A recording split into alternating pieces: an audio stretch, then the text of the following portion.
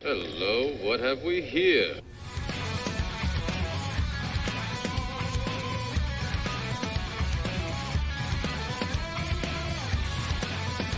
Welcome to IDP Nation, the place for IDP and draft coverage. We are your hosts, Dan and Daryl. We have you covered from your LB1 year taxi squad. We are IDP Nation.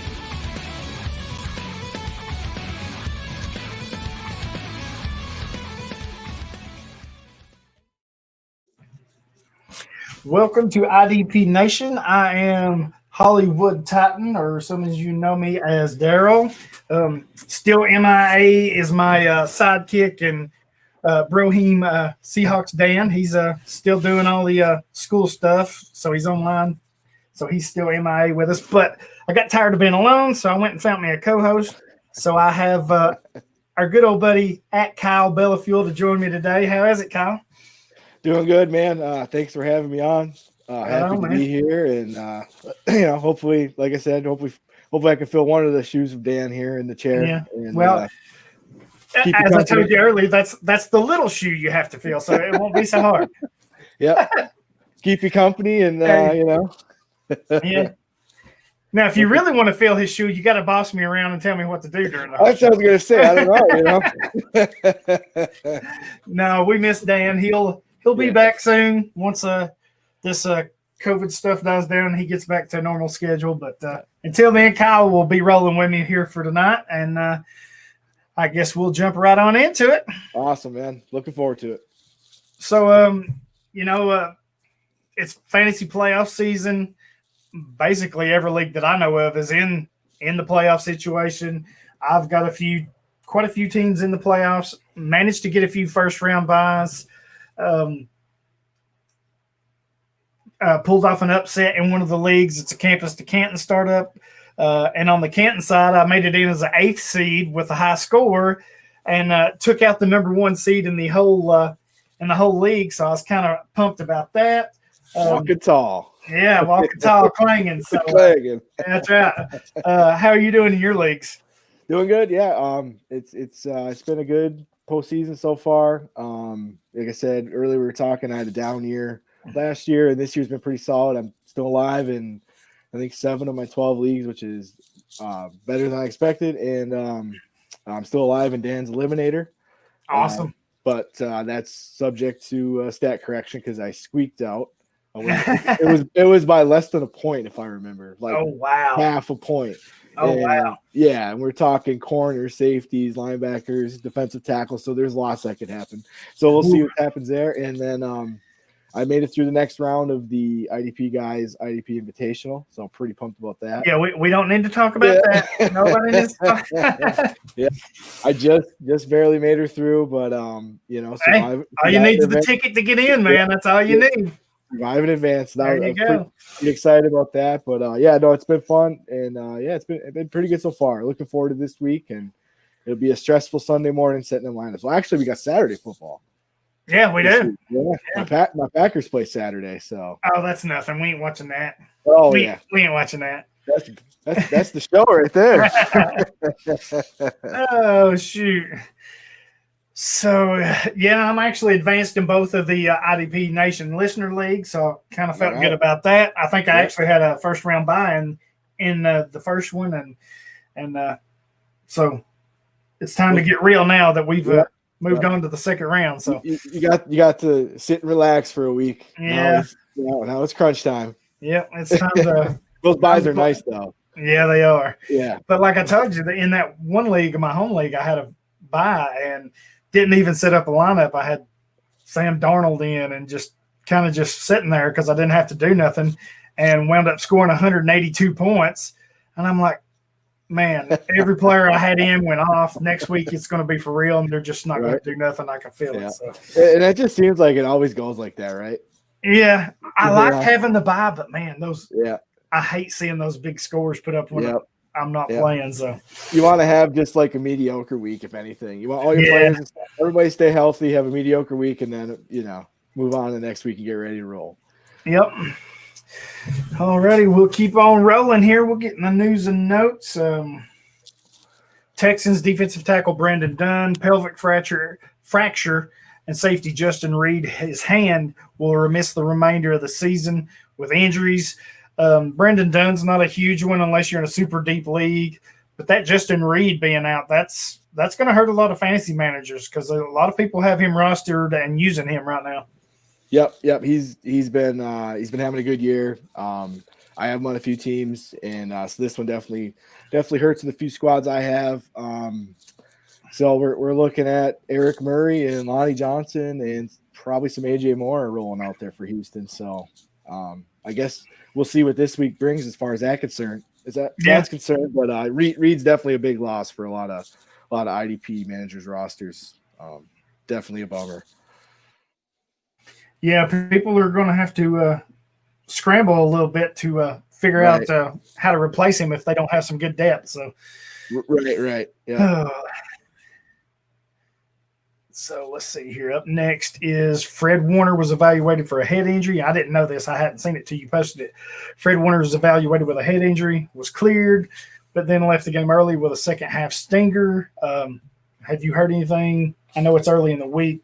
Have you heard anything about he's good to go, still fighting some issues, anything?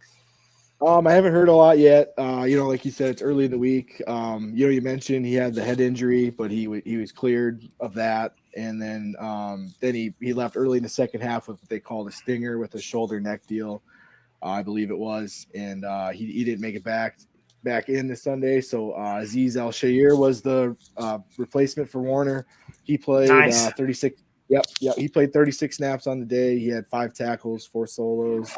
If Warner were to be able to go, he looks to be the guy to get some more snaps next to Drain Greenlaw. So definitely a name to keep an eye on if you're a Fred Warner manager. Al-Shaair plays a little bit, in the 3 linebacker look sometimes, but with Warner out, they would need him to step up. But that's a big one to track this week to see what Fred Warner does in practice. And I have some Al-Z shares in a few leagues, some super deep leagues. I have him, so definitely if he starts. If Warner's out and he starts, he might be a quick play this week. I mean, a hot play too. I mean, you never know. So, especially if you have some injuries. I mean, I definitely want to keep an eye on Warner's status throughout the week. He's one to watch. Yep, for sure. Man, Philadelphia's taking it hard right here. Their safety, Rodney McLeod, is out for the season with a torn ACL. Their corners, Darius Slay, is out with concussion, and Avonte Maddox is out with a knee injury and will miss some time. Not sure how long. McLeod's done. I mean, torn ACL, there's nothing you can do with that. Maddox looks like he's going to miss some time. Not sure how long. Few weeks or whatever, but Slay looks like, even though it's a concussion, looks like he could be the one that comes back quickly if that's possible. Don't know how bad that concussion was or possible concussion, so we'll have to see. But if all 3 of those are out, and it looks like 2 of the 3 for sure, but if they have Slay out too, man, they're going to be hurting on that back end, and that's not somewhere you want to be hurting. Oh, not at all, man. No, that is brutal to have those 3 guys get banged up on you in the same week. I mean, all key pieces to their secondary. McLeod being out, he's definitely out for the year with the ACL. And it sounds like Maddox is going to miss some time. You don't know how much, but that's the word. And we'll see how Slay progresses through the protocol throughout the week. Yeah, even if he plays, I'm not sure who else they have. I was just going to say. I was just going to say. I mean, who's left? We had mentioned. Maybe Jalen Mills slides back to corner. Maybe if they need him to, because he's played both safety and corner. And then, for safety wise, you got Marcus Epps and then the rookie Kayvon Wallace out of Clemson. Maybe gets a few more looks, a little more run this week. It'll be interesting to see. Just a brutal week for that secondary, man. Yeah, their defense was really what has been holding them together, so to speak, while that offense has been whatever it's been. But when you're hurting in your secondary like that, it makes it so hard on your guys up front. So especially with the rookie quarterback, you want you'd like to have your defense solid and together. Yeah, and absolutely. Performing at its best for the rookie to it's tough. Yeah, for sure. I hadn't seen this one either till you posted it. before I get to that, Arizona defensive lineman Jordan Phillips re-injured his hamstring. He's already been ruled out for this week. Hamstrings are tricky. They can linger sometimes for players, especially if you're speed players like, wide receivers, running backs, corners, safeties, those type of players. I'm sure they're just as significant for interior linemen and defensive guys, but I don't know how big they are for them. And like I said, these injuries can linger, so I'm not sure if it's just a 1 week thing, like a tweak or something, or how long he'll be out. Yeah, they ruled him out already for this week, so we'll see. That tells me it's pretty bad if you're being ruled out that quick. So if he's ruled out already for this week, then it's possible he's out next week too. So right, yeah, exactly. Like you said, the hamstring injuries are tough; they can linger, and you never really know how those guys recover sometimes from those. So, but yeah, it's to see him ruled out already is definitely not good. Right. This is the one I didn't know about was Bears corner Jalen Johnson, the rookie, suffered a shoulder injury in the third quarter of Sunday's game, was forced to leave. Chicago has said they're pretty optimistic the injury is manageable, so that tells me it's kind of not too severe, that it's just up to him on what he can play through. But if he's out, that's a big blow for their defense too. Absolutely. Yeah, Johnson's been he's been real solid for the defense as a rookie right away. He's been a real good player for them and for fantasy managers too. He's had a nice year. I know that when he suffered the injury, that they kind of initially were worried that it was more serious than it turned out to be after, from what I read, I believe. So I guess there's a little bit of positivity coming out that it could be something they could manage and play out. So hopefully he's all right, because he's been real good for that Chicago defense. Yeah, I mean, as a rookie, we all know they get picked on, especially corner rookies, or rookie corners rather. But he's been able to hold his own. He gets a lot of pass deflection. So I've been pleased with the way he plays. So that'll be a definite loss for them if he can't go. Absolutely. And then on to the Raiders. Defensive end Cleveland Farrell is out with a shoulder injury in the first quarter. Was unable to return. He hasn't practiced this week, so we'll have to keep an eye on that. Safety Jonathan Abram is out, and Nicholas Morrow. Well, they're not out yet, but they're both in concussion protocol, and they haven't practiced this week. The thing is, with all three of these, it's a short week for Las Vegas as they play the Chargers on Thursday. So, concussions are kind of tricky to gauge. But I got to think if they show tomorrow will be a critical day for Abram and Morrow. Yep. And that'll be big for the Raiders defense. I'm not sure they're going to miss Farrell. No, I agree. A lot of fantasy managers were hyped up because he had the big game last week. But, before that, it's 18, 19, 20 games without a sack. So I'm not going to get my hopes up and bet the farm on Farrell being back, as a lot of fantasy. Oh, he's back. He had one good game. You have to look. Right. He didn't do anything for 20 games. So, I'm not depending on him. But Abram and Morrow, those are big hits for the Raiders right now. Oh no, I agree. Like you said, the Farrell injury, that shoulder injury on a short week, is never good. Arden Key was the guy who came in and picked up some extra snaps after he left. I think if Farrell's out, he probably draws the start in place of him. But Jonathan Abram and Morrow would be the big losses for the Raiders. Morrow's been the every down guy for Vegas over the past few weeks. Even when Littleton came back, when he came off the COVID list, I think he was on, I believe. It's been Morrow as the full-time guy. He's been getting the most snaps than Nick Kwiatkowski, and then Littleton's been third in the pecking order. So that's a big loss. And obviously Abram is a big piece of what they do. So those two guys would be a big loss for them on a short week. That's for sure. Right.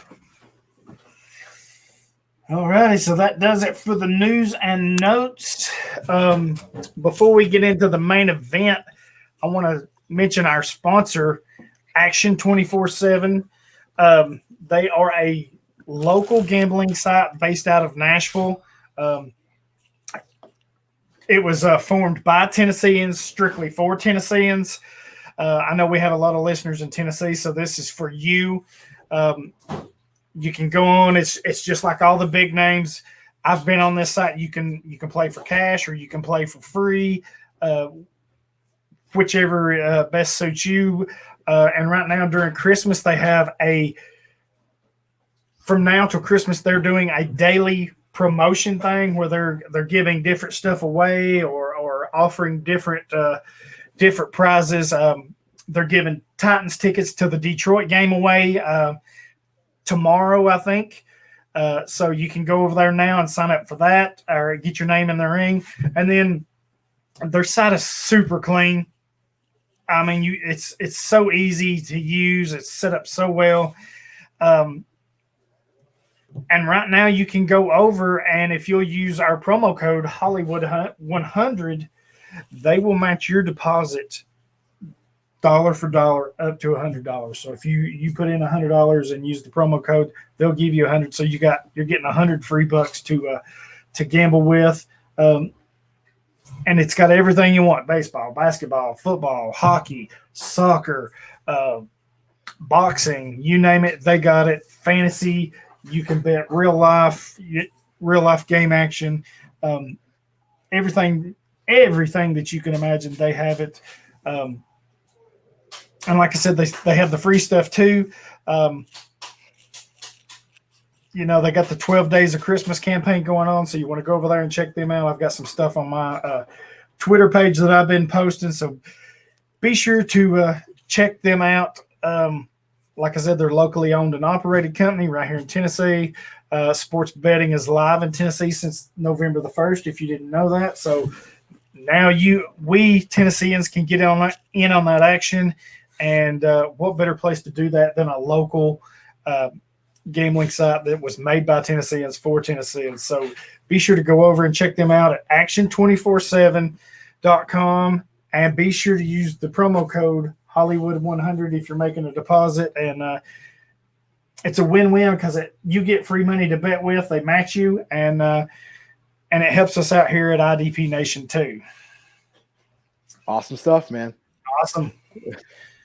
So we will keep on moving along here to the main event. Like I said, it's playoff season.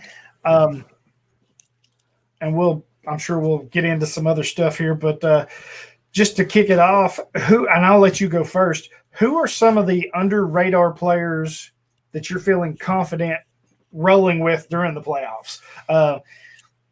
Maybe it's someone's not heard of, buried on a depth chart, someone that's underperformed that's now kicking it up. Maybe it's somebody that was injured or whatever. But who are some guys you're looking to roll with right now? Yeah, my first guy is Jaron Reed from Seattle as defensive tackle. Obviously, he's not a unknown name or anything. He's made some waves in his career. He's had kind of a down year, but I like him this week. Last week against the Jets, he had a sack, and this week he gets to go up against a Washington defensive line that's given up 40 sacks on the year.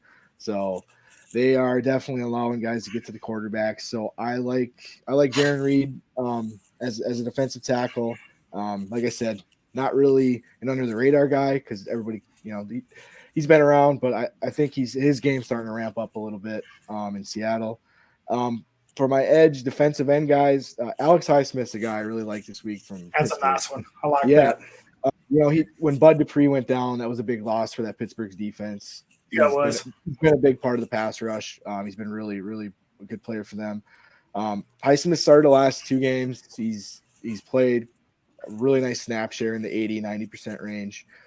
He's generated 7 pressures in those 2 games, which you like to see. He just hasn't gotten home for a sack. But he's doing some nice things. And this week he gets a really weak Cincinnati line that's given up 46 sacks on the year, second to only Philadelphia. So the matchup is nice. So I like Alex Highsmith to make an impact this week for Pittsburgh and for IDP managers. So if he's got that edge or defensive line or DE tag, depending on your platform or what you designate, I like him this week. And then another under the radar guy, defensive end, is Deion Jordan out of San Francisco. He's kind of been get a little spark for that San Francisco line, and he's had sacks his last 2 games, and then this past week he got his first start of the year and played 78% of the snaps, which is a really nice snap share for him. So he's really put himself in that rotation there for San Francisco, and he's got a decent matchup against Dallas. So he's a deep league guy. If you're looking for someone, he can roll out and see what happens. Linebacker, I have Duke Riley out of Philly. With TJ Edwards out this week, he had his highest snap share of the year at 90%. And he had a real nice game, 6 tackles, and he made an interception, made a big play for the defense, which is huge. So I think if Edwards were to be out again, Duke Riley's a guy you could play as like a LB3, LB4 range type of guy. Defensive back that I like, kind of under the radar, I guess, because he was injured, is Bless Austin from the New York Jets. He was on IR for a few weeks, and he just came back this week. And he went back to his starting role, and he played like 93% of the snaps, and he had 7 solos. So he looks to be back to his normal gig as a starting outside corner for the Jets, and the Jets are on the field quite a bit. If you like that. And he's a guy in cornerback acquired leagues you could roll out, or a deep league with the group DB format where you can look at if you're scraping for options. So yeah, those are some guys I like this week. How about you, Hollywood? Yeah, I like those, man. I really like the Alex Highsmith and the Duke Riley one. Definitely think they're, with like you said, with Dupree out, Highsmith's getting the opportunity. Not quite getting the sacks yet, but the pressure's there, so I like that. That's really good stuff right there. I like that, and I like Duke Riley too. Yeah, I mean, he's not the first name you think of in Philadelphia with Singleton and Edwards up there, but he's been able to hold his own, so that's a good play as well.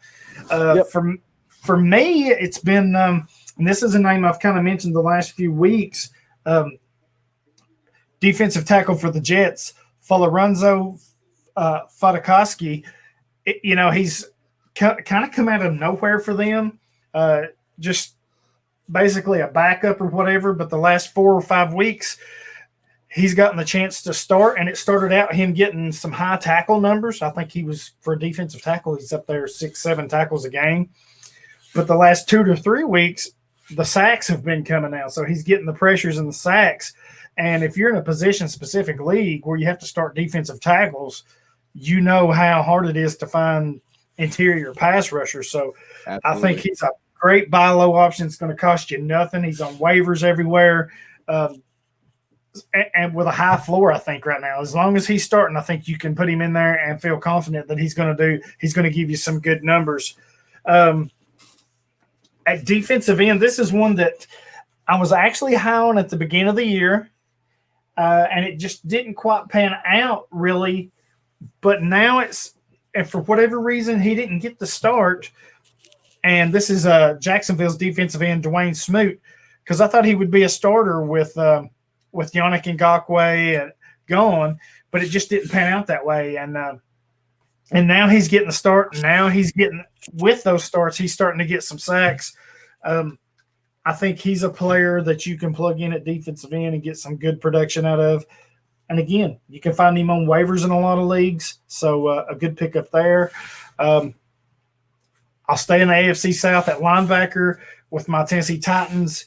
The loss of Jaylen Brown hurt them, but they've plugged in David Long. He started the last 2 games and has been playing very well. I think he's had 6 tackles in both games. Huge physical hitter. Just a really good cheap option that, again, you can find on waivers. Everywhere I've looked, he's been available pretty much, except in some really, really super deep leagues. But, if you've got an injured linebacker or somebody that's out with a concussion or something, he's a good pickup for a week fill-in, and I think he's going to do well because he's going to get the start. He played 100% of the snaps last week, so that's what you're really looking for, somebody that gets every snap, and then from there the production. So I think he's only going to get better with the experience. So I like him as a good cheap option there. And then my last one, he's not really under the radar, but it's cornerback Mike Hilton of Pittsburgh. He started out red hot this year, and then he got hurt, missed a few games, and I think a lot of fantasy managers maybe kind of forgot about him. He came back last week or the week before, I can't remember right off. But, I kind of mentioned maybe pump the brakes on him that first week, see how he does, see how they're using him. And then he played lights out against Baltimore. So I think he's a guy that you in that first game, I think he's a guy that you've got to get back in your lineup. He gets you the pass breakups because he's really so good in coverage, can get you the interception, but more importantly, he gets a ton of tackles, and they use him as a blitzer. So he's getting you the sacks that you don't normally get from a cornerback. So those are my 4 guys. Oh, yeah, no, that's a great group. And David Long's available, and he was a player I really like. He's available in most of my leagues except the leagues I'm in with you because I checked. No, I like that call, and I like David Long coming out of West Virginia when you guys drafted him. And then to see him get 100% of the snaps this week, and Rashaan Evans is still in that 80%-ish range. You can kind of see what the trend is there with Jaron Brown. Is there more leaning on Long? I mean, they just don't want to give Evans every day, to be that every down guy for him. As a Tennessee fan, what do you think kind of is the deal? Yeah, I think Evans, you're right. I think Evans he's kind of been I don't want to say disappointment, but he's not been exactly what they expected this year. Now, he's played well and had some good games, but I think they wanted to use him more as a pass rusher. That hasn't happened. I think they thought he would be more of an Avery Williamson type. Okay, yeah. And that just kind of hasn't happened yet. Right. And plus, you had Jayon Brown there, who was covering up a lot of this, so they could kind of let him grow. You lose Brown, now you're hurting, and you're kind of maybe forced to rely on him. But David Long's come in and played pretty well that they've not had to rely on him. So I like David Long too. I thought he would play quicker than he did. I don't know if it was a learning thing. Not sure why he didn't play sooner or play more sooner, but he's getting opportunity now. And, he continues this out. Tennessee's going to have to think long and hard about what they want to do with him. But, I really like him. If you're needing a linebacker, maybe you have Morrow out with concussion this week. David Long would be a great pickup against Detroit, who's without possibly Matthew Stafford. Yep. So they're going to want to run it. Plenty of opportunities there. So, I definitely like him this week. Nice. No, I agree. And one more deep league linebacker, too, like you said, if you need a replacement last minute, is Jermaine Carter out of Carolina. Oh, yeah. He took over for Tahir Whitehead. Whitehead's out of the picture now. And then coming out of Carolina's bye, Carter played his biggest snap share at 80% this week and had a solid day. He's just another good, like you said, you never know if you're going to need a last minute guy, and you never know what's on your waiver wire. So, I love the David Long call, and Carter's another guy too that I've been looking at in some of my other leagues. But I'm not going to attempt to say his name because I'm not as good as you, but I like the Foley. I'm just going to stop at Foley call. Yeah, well, most people, that is his nickname, Foley. Yeah, I do like that call. He's come out of nowhere and played really well. He really has. I don't know. Yeah, I need to go back and look, but I don't know if there was an injury or something that really caused it, because they have Quinnen Williams, who's done really good up there all year. He's had a real nice year. Yeah, he has. But Foley, man, I want to say it's the last 5 games he's been a starter. I think the first 2 games he had like 8 and 6 tackles, which is huge for a defensive tackle. That's a lot for a D tackle. Yeah. And if you're in a premium scoring league at that position, that's big points. And then I looked tonight, and 2 of the last 3 games he's had a sack, and in both games he's had at least 2 pressures. So he's beginning to get pressure on the quarterback from the inside, which is huge. I just think what it's going to cost you to pick him up, which is nothing, because he's basically available in a lot of leagues on waivers. So, you pick him up and play him, and that's a no-brainer for me. So, really like him. And you hit on him in one of your stock market articles. I did. I kind of watched it. I think it was right when his first start, and I was like, okay. And then the next week I kind of watched him because I wanted to jump on him that first week. And I thought, well, maybe this is just an injury he's filling in for. Yep. And he started every game since then. And he's, his tackles the last few weeks have kind of went down, but that's okay because now he's getting the pressures and the sacks. So yep. I think either way you go with your scoring, it just makes perfect sense to pick him up. You got to like those big guys in the trenches making That's it happen. Right. That's exactly right. So here's your question. I know I didn't have it on the show sheet. Just going to kind of spitball here a little bit. Sure. I'll just kind of throw some questions you can answer. Who are some guys that you are avoiding the next week or so? I know I mentioned Khalil Farrell. I'm not touching him with anything right now. I'm just Khalil Farrell for sure. I would say a couple of guys I'm avoiding because of the uncertainty is the Matt Milano, AJ Klein situation. Since Milano's come back, they've been kind of eating each other's snaps. Klein's a better blitzer. I guess that's kind of the role he's been playing. And are you avoiding both of them or just one of them? Or I know Milano had a better week this week. I think if I have other options, I'm probably going to look elsewhere. But in deeper roster leagues, probably going to play Milano for sure. You'd think that his snaps continue to go up, but it's kind of an easy situation there. Klein was playing so well while Milano was out, and they're both and they're both going to be on the field. And that's probably a situation if I can avoid it. I mean, you got to have somebody reasonable to play too, right? You don't want to throw anybody out, but that's probably one of the situations. I really kind of hate those situations. Yeah, they're always tough because those two, you're kind of like, do I go Klein? Do I go Milano? Right. It's almost like a 50-50 coin flip. Yeah. And if you're like me, you always flip it to the wrong side anyway. So I know. It's always tough, and you feel like you always make the wrong choice. And I just, in those situations, if I have another guy that is playing, like a consistent snap share that I know is going to be out there, 80-90% of the time or whatever, I'll probably lean that way just because, we always look for opportunity in the IDP side of things because that's where they make the plays, right? You got to be on the field. You need the snaps. So that's probably one of the spots where if I can avoid it, I will. If you got to play him, you got to play him. But, that would be one. Did you have it?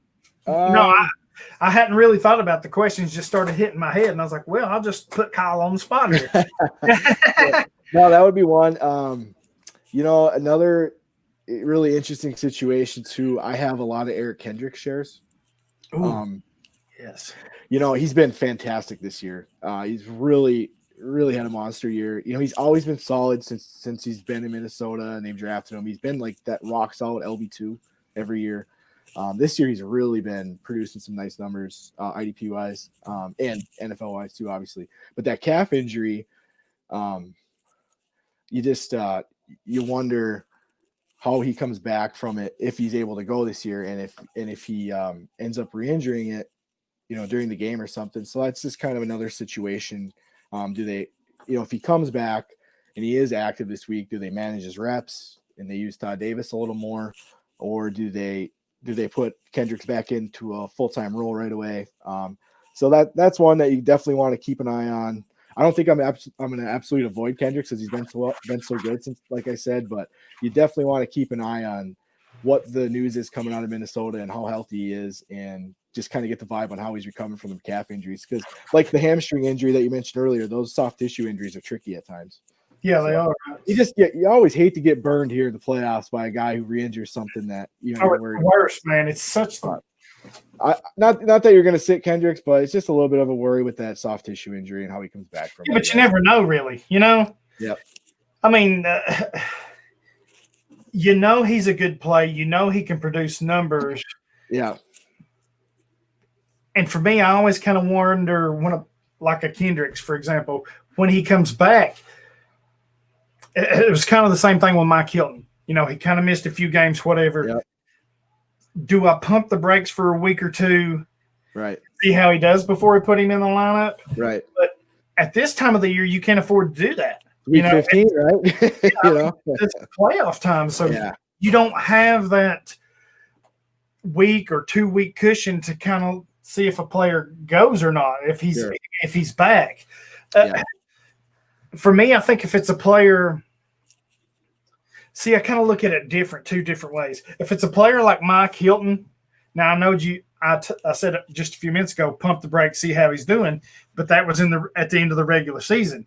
Here at the playoffs, if he's playing, he's in my lineup because he's that big of an impact player. Like the Milano and Klein deal, with Milano coming back, I'm kind of like I'm pumping the brakes. I'm right. If I have better options, I'm avoiding that. Right. With Kendricks, I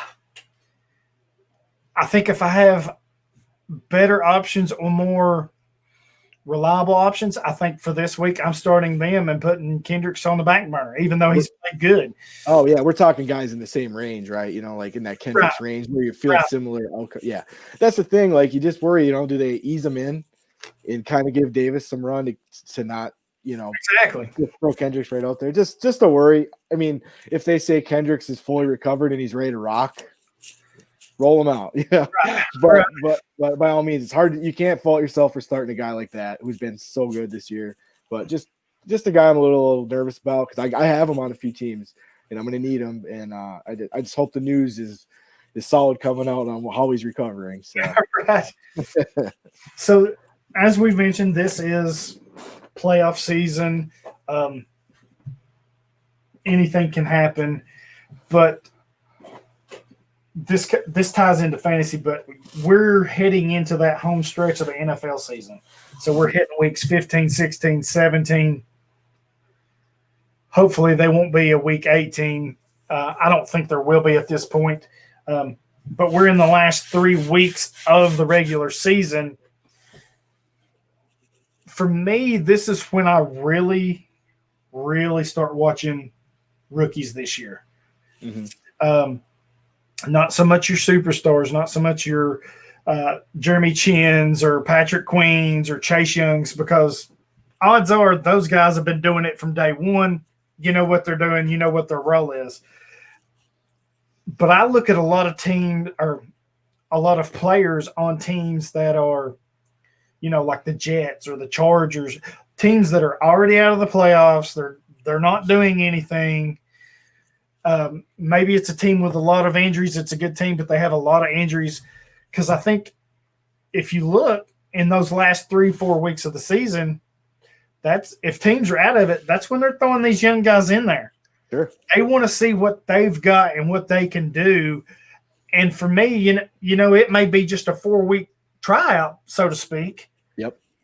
But if somebody comes out in those 3 or 4 weeks and they just light it up those 3 or 4 weeks, then I'm kind of looking to put them on my roster for the future.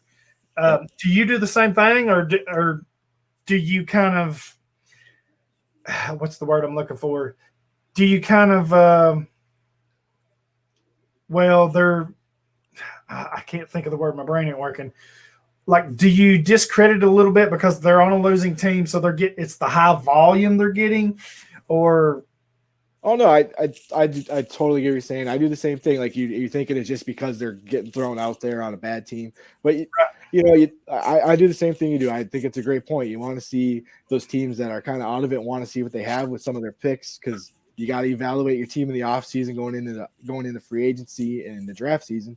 So you want to see what you have. No, I do the same thing. Like see what rookies are getting more snaps here at the end, and look them up a little bit, read some stuff on Twitter or online, kind of get the vibe from the team on what they like, what they're seeing, what they're doing well. And like you said, even the games that you watch personally, what are you seeing? Do you like what you see? And then, in the off season, you're looking, is it a guy you're looking to trade for, or is he on the waiver wire? Do you want to grab him right away? Right. No, I think it's a great point. I do a lot of the same. You're always looking to see what rookies are making a splash here late and who's somebody you're going to start targeting once the season's over and trades are open and everybody's ready to go again. And, you always want to be ahead of the curve with the rookies, and it just hit me. Here's one that I'm kind of thinking of: Cameron Curl for Washington. Right. Yes. Landon Collins went down with an injury, opened the door. He stepped in, and he has been absolutely freaking fantastic. Right. Love his game. Thought he's stepped in, not missed a beat, and maybe even outplayed what Landon Collins was doing to a point. But how do you look at that going forward? Because Collins is out this year, of course. Right. But in the future, how do you look at? Do you think Curl's value will take a hit next year because Landon Collins will be back? Do you think that maybe they make the case to get both Collins and Curl as both of the safeties at the same time? I know one of them's probably Curl, I would imagine, would have to move to free safety if that happens. Right. Or do you see a scenario, and I saw this on Twitter in a discussion, do you think that there's a possibility that Landon Collins could move to linebacker and let Curl keep that strong safety spot? That's interesting. How do you handle a player like Curl in your evaluation with a star that's hurt in front of him? Right. No, that's a tough spot. And that Landon Collins, a linebacker possibility, that's definitely intriguing, right? Especially with them looking for a linebacker. I know they have Cole Holcomb and St. Pierre, whatever his name is. They've kind of not had great linebacker play. They've got, is it Bostic?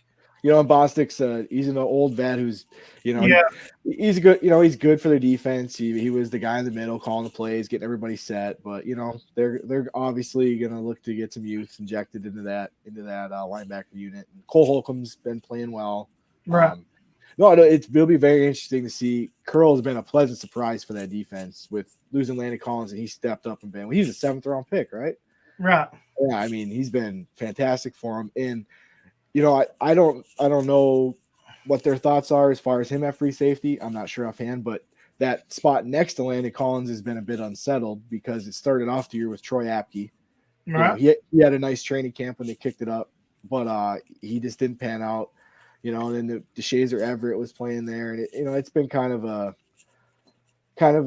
merry-go-round of who's going to be next to him. But then Collins went out and then changed everything. But do they feel like that's the two that could be back there? I'm not sure. And then you brought up the linebacker possibility for Collins, and that is definitely interesting. Yeah, I mean, I think he could come down and play some linebacker, but for me, with Apke and Everett not really being consistent and being able to run away with that job, right? For me, and this is just my personal thought on it, I think you have to get with what Curl's been doing as a rookie. I almost think you got to get him and Collins both in there at safety. Maybe not look at it as a free or a strong. Right. Maybe just look at it as a dual safety. And it's just hard for me to believe that those two are not one of your best 11 defenders when healthy. With Collins, of course, if he's not healthy, that makes a difference. But if he's healthy, he's one of your best players. Curl has proven he can handle it. That it's absolutely, the game's not too big for him. Yeah. I just think you have to get those two on there, and with what they have with that front four, that's freaking amazing, man. That front four is lethal right now. That defensive line is something else, man. That's some kind of beast up there. Yeah, it is. Chase Young picking up a fumble and running it in for a touchdown. Yeah. And then you had Montez Sweat the week before, right? With the pass touchdown. Oh, my God. I mean, Montez Sweat's been phenomenal. Chase Young's been great as a rookie. And then you got Jonathan Allen and Duran just wrecking ball people up the middle. It's that defensive line is scary, and they're starting to play some pretty good football, Yeah, they are. I think if they had – I don't want to – it's going to sound wrong, but if they had one good, solid star at linebacker, I think they need some corner help. Jimmy Moreland's been pretty good. But I think if they had another good, solid corner and maybe a good, solid linebacker, that defense is going to be deadly. It already is. Right. Somebody that could run and clean up behind that stacked offensive line. Yeah, for sure. Could you imagine a player like a Blake Martinez, a Bobby Wagner, a Zach Cunningham? Right. It would just be eaten. Yeah, I mean, if you had, a Micah Parsons. Oh, there you go. That'd be interesting. You put him in front of those two safeties and behind that front four. Yeah. He's going to eat you alive. Yeah. No, yeah, that's a good point. And that's possible. They're going to have a top 10 pick. Well, right. I don't know. I say that now. Are they, so yeah. So that division's tricky because you're leading it, and then all of a sudden you're switching like 10 picks or whatever. It's good. It just hit me as soon as I said that. I was like, well, wait a minute. Yeah. But even I imagine even with some of their offensive deficiencies, the lack of cornerback play that they have, even if they win the division, I still think they're not going very far in the playoffs, I don't imagine, if they make it. So I still think they're probably, in the top 20 picks easily. Okay. That might take you out of the running for Parsons, but, maybe if you look down the line, what about a player like Dylan Moses that's kind of slipped off? This would be a good class. Yep.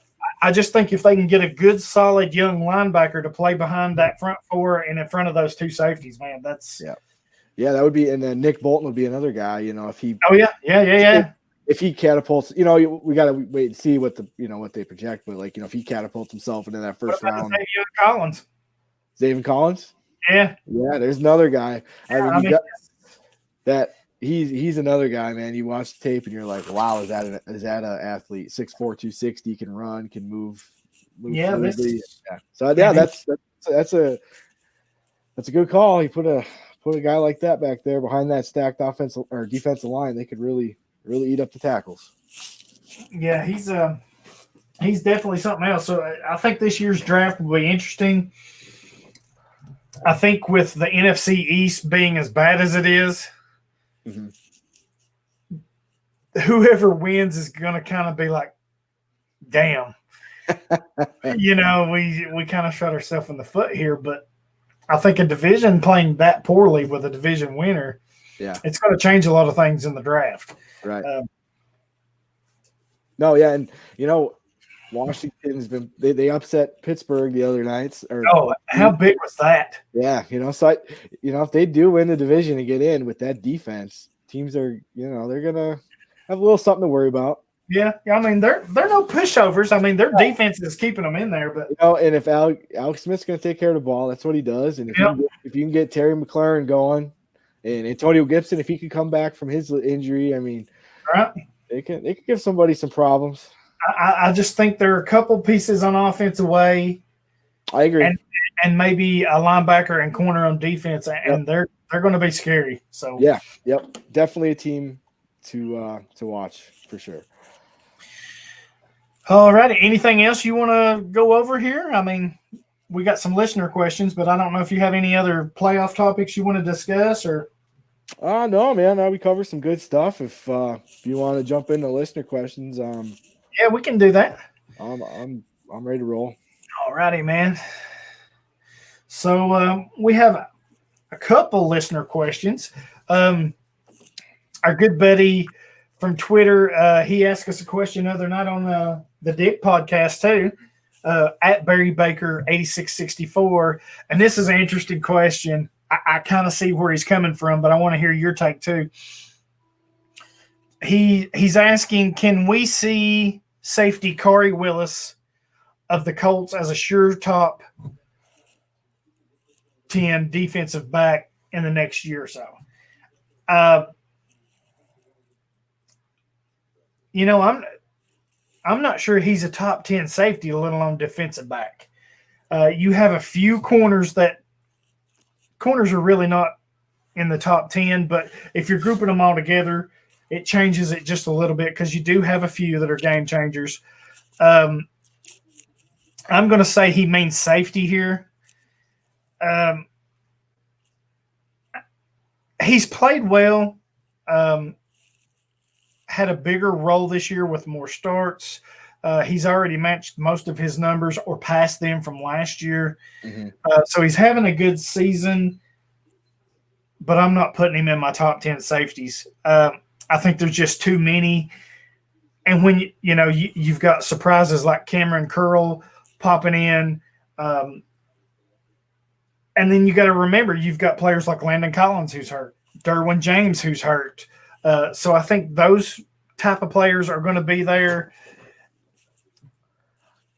For me, I like him. I think he's a solid number 2 safety, but I'm probably putting him into that 15 to 20 range because there's a lot of good safeties in the league, and there's a group of them that's just going to kind of shuffle week to week or, month to month or whatever.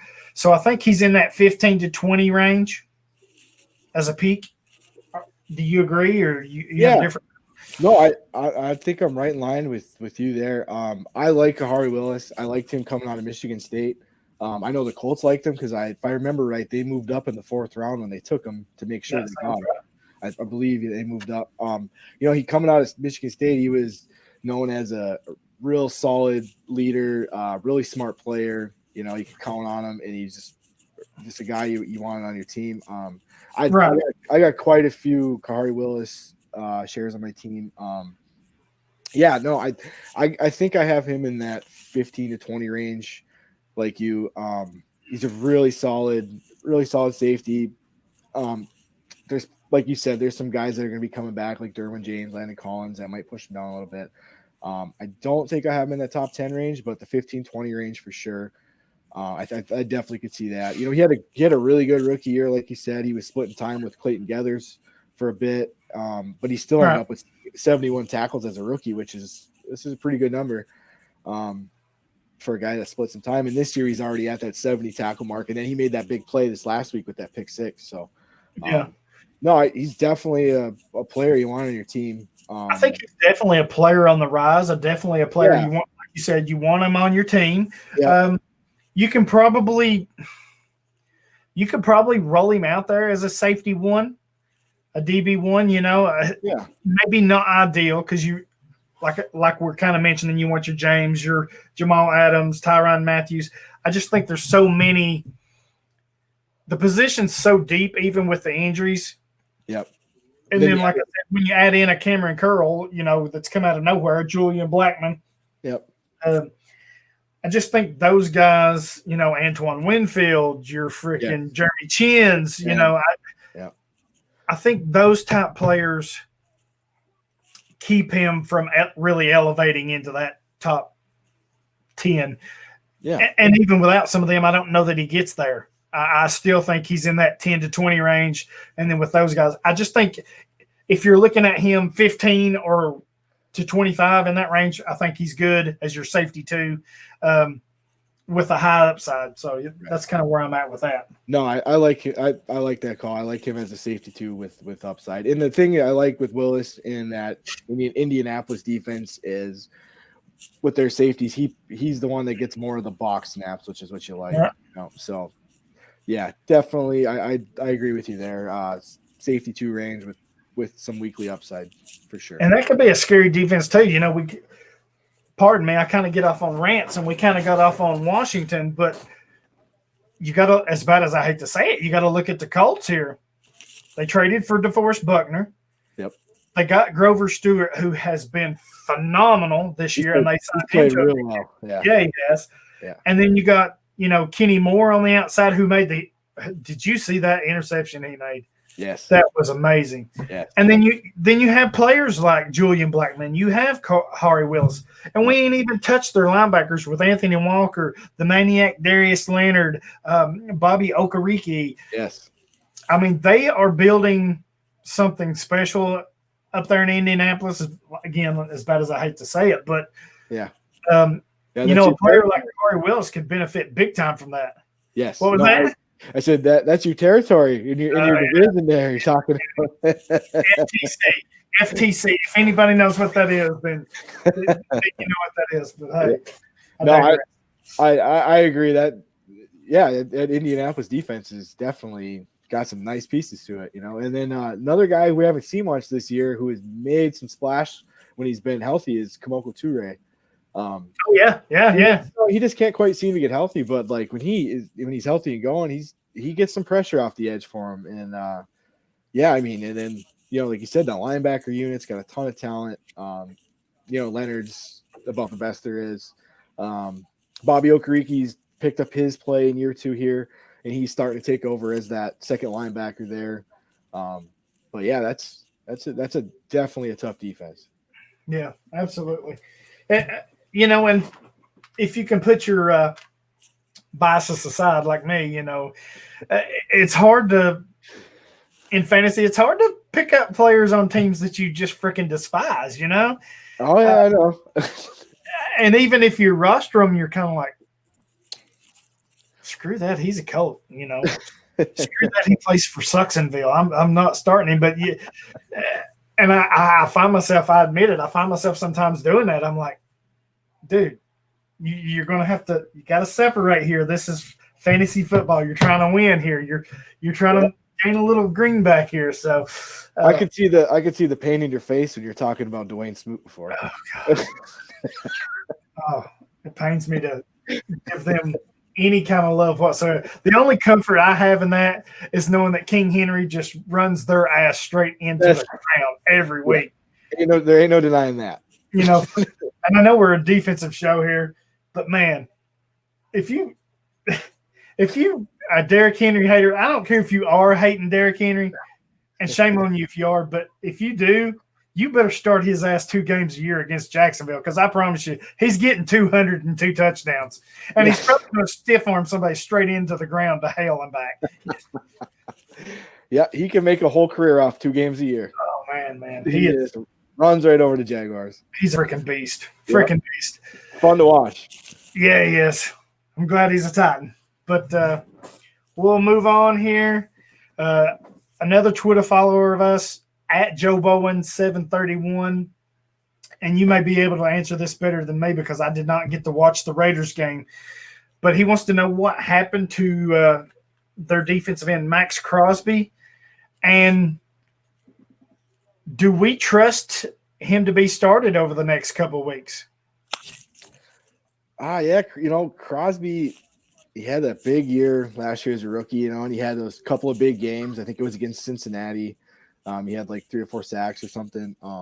He just kind of burst on the scene. They took Clelin Ferrell early in the 4th overall, and then they took Crosby in like the 4th round. Yeah, that made them look silly on that. I mean, right, yeah, and he was the one that was really, really balled out for him as a rookie, which was unexpected, and really made some waves. And then this year, he's just kind of been so. It's been up and down. He hasn't had a sack since week 10, I believe. So he's due, but do you trust it? I like Crosby as a player. I think kind of the deal with him coming in the draft, why he slipped so far, was he small school out of Eastern Michigan. I think he was a little slender build. Sometimes those guys that got the slender build, you're not sure if you got to put some bulk on them. Does it slow them down? Do they still have the same bend off the edge? So that's why you can get a guy that makes an impact in the 4th round, like a Crosby sometimes. Like I said, I like him as a player, but it's definitely been not what we expected quite this year after his big rookie year. He gets week 15 and 16. He gets the Chargers and the Dolphins. They're kind of middle of the pack as far as sacks allowed and offensive line. So they're okay. I mean, middle of the road matchups. If you got to use them, use him. He's got talent. If he's your best option, you roll him out and see what happens, I guess. Yeah, I get that. He's kind of been, I guess you could say, a little bit of a disappointment. But really, in all fairness, for me anyway, and this goes with any rookie, whether they have a huge season or not, I always kind of look at that second year. What's the word? I want to say a punt season, because it's almost that I expect, even if Crosby had such a great rookie season, 10 sacks, I think that was second among rookies. I almost expect a regression that second year, because I think they don't hit that rookie wall, but they hit that sophomore slump. Right. And like you said, he's not had a sack in the last 4 games, and you're kind of touching on some of the points that I was looking at here. His next 3 games: home versus the Chargers, home versus Miami. Then he goes on the road week 17. If your league still plays that deep into the season, he goes on the road to Denver. Well, if you look back, the last time he played the Chargers this year, 6 tackles, a sack. The last time he played Denver, which was the very next week, he had 3 tackles and a sack, getting plenty of pressure. So I think those are very favorable matchups for him. And then, like you said, Miami is a middle of the pack, middle of the road team that gives up sacks. Tua's still kind of finding his way or whatever, and that offense with not much of a running game right now. I just think the next 3 weeks, while maybe these last 4, I mean, you look at the last 4, Kansas City, Atlanta, the Jets, he probably should have had something there, but it was a road game. Indianapolis, they've got a pretty good offensive line, so I can kind of make the case not getting a sack there. But I think the schedule-wise, Chargers, Miami, and Denver, I think the schedule sets up perfectly for him. If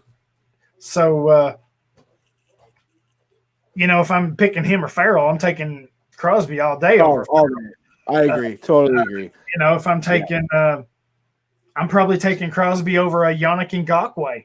I'm taking Crosby over – who else can we think of right now? I mean, naturally, you're not going to take him over your top-tier guys like Garrett and stuff like that. I mean, that's just crazy, the Bosa. But I think with his schedule and what he's done in the past, I think I'm okay with starting him. I think I can trust him more than other players that you're probably going to find. No, I agree with you. That's some good points. Like you said, he had success the last time he played the Chargers in Denver. Those are division matchups. Like you said, they're not bad matchups by any means. Right. I think he's a very talented player. The bar was, like you said, set kind of high because of the big rookie year. He's only got 6 sacks on the year so far. It's not, it's just everybody's probably expecting him to build off last year. But I agree with you. Sometimes you wonder in year 2, do they kind of regress a little bit? My question for you is, with a guy like Crosby, he said sometimes you worry about a year 2 regression. It's not that I worry about it, but I kind of go into the thought process that I expected. We'll stay with Crosby.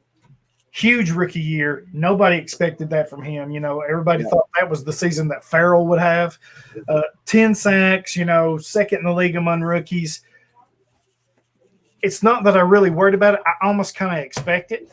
Yeah. It's like, okay, he had a great rookie year, so he didn't hit that rookie wall because a lot of players hit it. So, but what I do think is if you don't hit that rookie wall, I think that sophomore slump gets you, because how many times have you heard, well, teams have more tape on you now. They've studied you more. They've seen you more. So I think while maybe you don't hit it that rookie season, I do think there's a little truth to it in that sophomore season. Yeah. So it's not that I worry about it. I just kind of expect it. That way I can kind of temper my expectations for him. I agree with you. I kind of had a little bit of tempered expectations. I thought he could hit the double-digit number again sack-wise, because I did like what I saw last year. I didn't necessarily expect him to hit like a 15 or 16 sack season or something. And he's still making double digits with these last games. Right. So. Yeah. I mean, we've seen it last year. He can rack them up, 2-3 a game. He has that potential. We'll see. Yeah. Like you said, roll him out if you got him. Not to interrupt you. Sorry. I get carried away sometimes, and Dan gets on me for interrupting, but it's because my brain, I think of something and I want to get it out before I forget. So I'll roll it up. We're talking about schedule. Okay. How much weight do you put in? We'll stay with Crosby again. Kind of been down the last, 4 or 5 games, but has a favorable schedule with the Chargers, Denver, Miami. How much do you factor schedule into whether you're starting this player, especially during the playoffs, or is that a factor at all? Oh, for sure. Especially, definitely with guys in the same range, talent-wise, I guess. I definitely like to make sure they're getting their consistent snap share. Their role's the same. It's not some big fluctuation in snaps. But schedule does play a role. I'm a start your stud guy, so if a guy's an every week starter for me, he's gonna stay there. I'm not gonna just pick up some random guy who's got a nice matchup who doesn't get a ton of work. But yeah, I do. If I have guys that I'm close as far as who am I gonna roll out as, say my D2. You know what I mean? Like who's got the better matchup? Who's got the offensive line that's more prone to give up sacks? It definitely plays a part in the decision making. But if I have a guy with a tough matchup, but it's a guy I play every week, I'm gonna roll him out. I'm not just gonna jump in with some guy who's made one splash play the week before and hope to get it again. All right. Yeah. So is there any guys and thank both of y'all for the questions. We love answering listener questions and everything like that. Because the show's for you anyway. But is there any guys that you're kind of worried about in the playoffs? I know we kind of spoke about Farrell earlier, but is there anybody else that maybe you're kind of avoiding in these last few weeks that normally you would start? Offhand, like Keanu Neal, are you starting him, or are you kind of looking for a better option? The leagues I have Keanu Neal, he's pretty much been an every week guy for me, so I'm probably gonna start Keanu Neal. DeMarcus Lawrence. Alden Smith. He's been so up and down. Yeah, he had such a great freaking year to start off. I mean, he was going like gangbusters. And it was almost – he was playing almost so damn well and was off to such a freaking hot start. Yeah. That there was no way I could tell you to buy. It was like he was almost so freaking hot that you had to sell him. Right. And then all of a sudden he just disappeared. And I guess I kind of had to eat crow a little bit last week because somebody on one of the social media platforms are like, Alden Smith. And I'm like, I can't trust Alden Smith. He has done nothing since the start of the year, the first, 4 games or so. And then he has that big fumble return for a touchdown last week. And I'm like, mother fricker.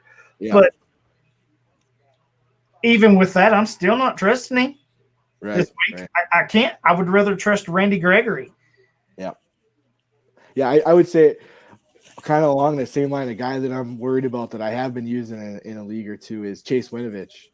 Oh, yeah. I had such high hopes for him. I know. And then the snap situation he's been going through this year, playing 60, 70, 80% some games and then dropping in the 30s, and then he had this stretch through weeks 10 through 13 where he's in the 70, 80, 90% range and he's been putting up some decent numbers. And then all of a sudden, week 14 here he played. I don't know if there was any injury news. I didn't see any, but he played 38% of the snaps. It's like that New England thing, it always plays in your head, like, what's Belichick going to do this week? Exactly. But New England is so volatile because it now kind of seems that Josh Uche is the guy.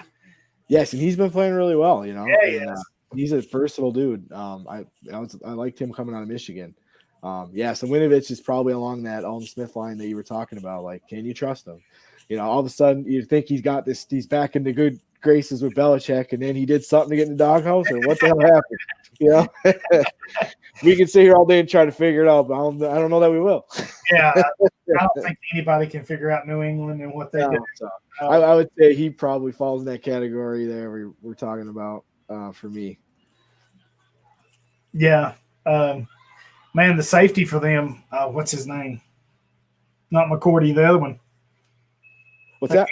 Their safety for New England. Not Kyle Duggar? No. He's a veteran. Come over from, I want to say, the Chargers. What is his name? I have him on a couple of my teams. I'm completely blanking. I am too. Let's take a look here. Adrian Phillips. Yes, AJ Phillips. Adrian Phillips. Playing lights out the last couple of weeks. Oh, yeah.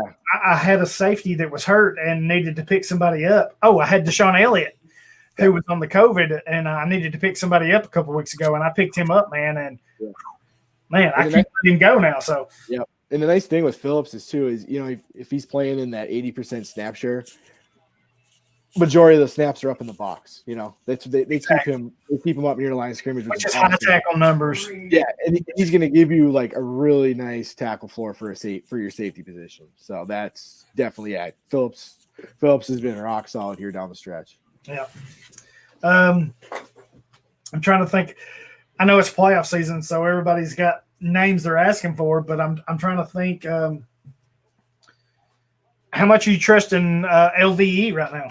Oh man, that is tough. You know, you've probably got a lot into him. You probably drafted him high, or if you traded for him, it cost you a lot. Right, and like, what are your other options? Right, you know what I mean. You took LV high. You know, right. What other guys do you have on your team? Did you pick up Alex Singleton off the waiver wire? Who guy has been really playing well. You know, obviously you feel more comfortable with him because he's out there every snap and he's been, you know, playing really well for that Philly linebacker unit. So, right. Yeah, LV's that's a tough one there. Yeah, I mean, it's almost like you got so much into him, you're kind of forced to play him. But right. I mean, I guess you could say the same thing with Corey Littleton. Oh yeah. I think the good thing with him though is you've had most of the season to realize he's not an option no more. Yeah, and I didn't when he came back off the COVID list when he was out. I didn't expect him to be sitting in this mid 50% range snap wise, and Nicholas Morrow to be the full time guy. I didn't see that coming, and that seems to be what. Well, I kind of thought Kaiser would be the guy though. Still, you know, he kind of got hurt. Oh, it'd be for the Raiders. We're talking for the Raiders. Oh yeah. I'm sorry. Yeah. I don't know what I was thinking. I completely. Oh, he came from the Rams. Yeah, that's what I was thinking. Yeah. But yeah, I mean, I don't know that that's ever going to rebound for him. Yeah, it's not what I expected when he came back. I know that. Because the Raiders, I mean, the Raiders are kind of different from everybody else in that they don't really keep an affiliation or not an affiliation. They don't really keep a loyalty to you. You know, they brought in Littleton and he's kind of not panned out. And they're like, okay, we're moving on to the next guy. Yeah. Which kind of surprises me that they're staying with Farrell. Yeah. But they don't have a lot of options behind him. So I get that. You got Arden Key. Right. And then they paid Carl Nassib pretty good in the offseason, and he was a healthy scratch last week, I think. Yeah, so, but I've never been impressed with no. No, that's what I mean. But that tells you where they're at with the guys behind them. You know what I mean? Do they draft a pass rusher this year? Oof. That's a good question. I mean, you're sitting there with Farrell and Crosby. I think your guys. That's. Yeah. I don't know that they draft. I'm sure they draft one, but they ain't drafting him high. I wouldn't imagine. I wouldn't think so either. You know, I think Crosby's solid. Yeah, I do too. I think he could, like you said earlier, he could probably finish pretty strong here, and he's gonna be fine. Farrell, as much hate as I put on Farrell, he's still young. Right. You know, there's time for him to rebound, but and he got injured again. So, like, what was his? He had the big game. Was he going to get it rolling? Was it clicking for him? We don't know. You know, so that's tough. Yeah, I don't think they'd take one early, but you do never know what a team's board looks like. You know, if they go beat straight BPA, is it a pass rusher? And this edge class is pretty good. So, but you know, you think probably not, but you never know. Yeah, that's tough. I mean, man, that's tough. That's I don't know what to do. Yeah. Who knows? You really kind of got to think that Mayock kind of feels like he missed on Farrell. Right. But you know, having picked him with the 4th overall pick, they're not giving up on him. No way. No, I don't think so. Anyway. No, and he's had flashes, so you know they're. Yeah, I agree. And it's not that I hate Farrell, because I have him in a number of leagues. Yeah, this has turned into the Khalil Farrell show, but it's not that you hate Farrell; it's that you just really don't like him. Well, no, it's just that man, I can't get past that stretch. I mean, he started his career off the first 4 or 5 games, did really, really well, whatever it was, I can't remember. And then he only had one sack in the next 19 or 20 games, however many it was right before that big breakout last week or the week before. Yeah. I mean, that's just tough for me to swallow right there. I mean, even if you're getting the pressures, I know a lot of people say, well, you're getting the pressures, the sacks will come. Okay, you're getting the pressures, but you can't tell me in a 19, 20 game streak you can't get lucky and get one sack. Right. You think there'd be one or two in there. Exactly. Especially with Crosby on the other side doing as well as he is. Right. Yeah, you got somebody to worry about on the other side. You know, which kind of surprises me with Alden Smith and Randy Gregory and DeMarcus Lawrence. Mm-hmm. You know, it kind of looks like Smith and Gregory are kind of splitting the snaps, sharing a rotation opposite Lawrence, but really none of the three is having a big impact right now. And you know, you get a big play here and there, but as far as consistency, it's just not there. Yeah, it's hard to pick which one. If you got to pick one, which one? You know, I would go back to our discussion earlier. I'd rather have a Foley right now over Lawrence or over Gregory or over Alden Smith over Farrell. I'd take Foley over Farrell right now. Yeah, I mean, because he's showing more consistency. I know he's a defensive tackle, but I think at this point in the season, you have to look for consistency. You have to look for the highest floor possible. And if you can't get a consistent high floor, you know, I'll take a consistent low floor over a consistent no floor. Right. You don't want that zero. Yeah, I mean, this time of year you can't afford to have zero. You really can't, because if you do, you're most likely going to lose somewhere. Right. Yep. Yeah. If you do get, go ahead.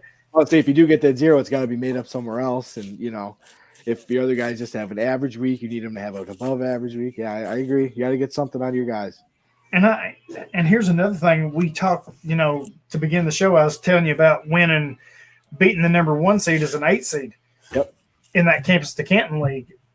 My offense, I built the campus side more because I know I'm probably going to bite the bullet the first 2 or 3 years on the NFL side, the Canton side, but it's coming with the campus side. So I kind of built there stronger than I did the NFL side. But, you know, I pulled the 8-over-1 upset, but to be honest, you know, I had King Henry and I had a couple other players, but I won that matchup with my IDP players because just about every single freaking one of them was in double digits. Yep. And I think a lot of fantasy managers sometimes, even though they play IDP, even though they kind of know the values, the scoring, they still underestimate or overlook their IDP. And if you know what you're doing, you can win some games that way. No, I totally agree. I had a league where I pulled a 7. I was a 7 seed and I beat the 2 seed. And my offense did okay, but I had Chase Young who had a big week. I had Antoine Winfield who had a big week. Winfield had a huge week. Right. I had Kahari Willis. Joe Schobert had a solid week. Neville Hewitt. So I got some really nice production on my IDP side. My offense was okay, but the defense carried me and helped me get the upset. So see, I kind of get it. IDP's not for everybody. I understand it, you know. But, man, that's what I love about IDP. No.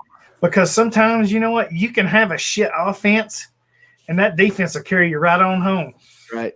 If you could just get a little bit of something on your offense that you need. Just that it gives you another option to build your team. You're not kind of you're not pigeonholed. Right. Say, you know, if you're relying strictly on offense or play in offensive only leagues, you're kind of limited. And so I like IDP leagues because it gives you another option, because you can say, okay, defense wins championships. I'm going to build my team around defense. You build your offense, but my defense is going to outscore your offense. Right. Especially if it's a balanced scoring league. Yep. Oh, man, there's so many hidden points out there that it's not even funny. Yep.